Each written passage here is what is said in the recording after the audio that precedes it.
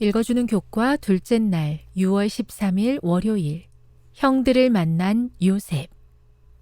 창세기 42장을 읽어보라.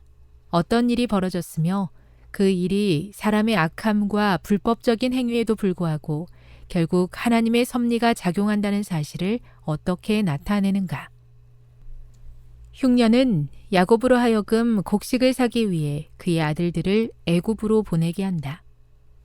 자신이 어찌할 수 없는 상황의 피해자였던 불행한 노인은 앞으로 어떤 일이 일어날지 아무것도 모른 채 그토록 오랫동안 보고 싶었던 아들을 다시 만나게 해줄 놀라운 일을 시작한다. 이 만남은 두 가지 특징을 통해 하나님의 섭리를 드러낸다. 첫째, 이 만남은 요셉의 꿈의 성취인 것으로 여겨진다. 요셉의 예언적 꿈에서 예견되었던 일이 마침내 일어났다. 내 단은 일어서고 당신들의 단은 내 단을 둘러서서 절하더이다. 요셉은 나라의 총리이자 그 땅의 주인으로 나타난다. 권력의 자리에 올라있는 요셉의 모습은 식량을 구하기 위해 와서 그 앞에서 땅에 엎드려 절하고 있는 형들의 모습과 대비된다. 지금 요셉 앞에서 절하고 있는 10명의 형들은 요셉의 꿈을 비웃으며 그 꿈의 성취를 의심했던 바로 그 사람들이었다. 둘째, 이 섭리적 만남은 과거에 있었던 일과 대꾸를 이룬다. 두 사건의 언어적 그리고 주제적 유사성은 인과응보적 특징을 강조한다. 그들이 서로 말하되 라는 표현은 그들이 요셉을 해치기 위해 계획할 때도 사용되었다. 형들이 감옥에 갇힌 모습은 요셉이 감옥에 갇혔던 것을 떠오르게 한다. 요셉의 형들은 지금 그들에게 일어나고 있는 일을 20여 년 전 그들이 자신들의 동생에게 했던 일과 연결짓는다.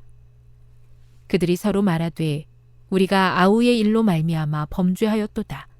그가 우리에게 애걸할 때에 그 마음의 괴로움을 보고도 듣지 아니하였으므로 이 괴로움이 우리에게 임하도다. 창세기 42장 21절.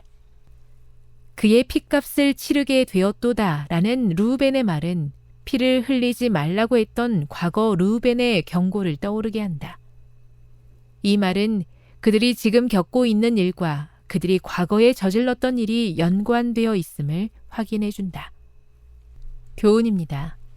곡식을 구하기 위해 애굽으로 내려간 형제들은 총리가 된 요셉을 대면하게 되는데 하나님께서는 그 일을 통해 과거 요셉이 꾸었던 꿈이 이루어지게 하셨다. 묵상. 우리는 모두 후회스러운 일을 저지른 적이 있을 것입니다. 우리가 저지른 잘못을 어떻게 보상할 수 있을까요? 또한 예수님을 통한 용서에 관한 하나님의 약속을 받아들이는 것이 중요한 이유는 무엇일까요? 적용. 후회하지 않는 삶을 살기 위해 우리가 매일 귀 기울여야 하는 하나님의 음성에는 무엇이 있을까요? 영감의 교훈입니다. 형들을 시험하기로 한 요셉. 요셉은 그의 형들이 허리를 굽히고 절하는 것을 볼 때 그의 꿈이 회상되었고 그 당시의 광경이 생생하게 그의 앞에 떠올랐다. 그는 날카로운 눈으로 무리를 돌아보고 그들 중에 베냐민이 없는 것을 발견하였다.